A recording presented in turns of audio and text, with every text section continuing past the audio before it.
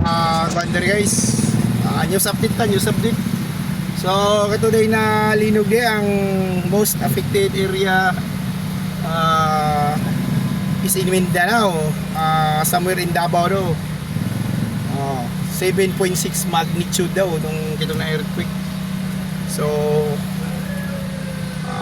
look at the situation in Butuan City.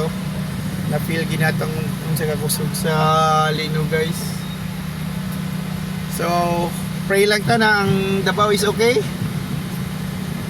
Wala gig major damage na ilang na feel karon dito or ilang na suffer.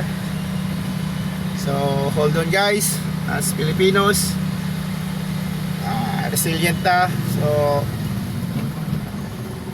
bisa pag naingani, smile lang gyapon ta, exercise.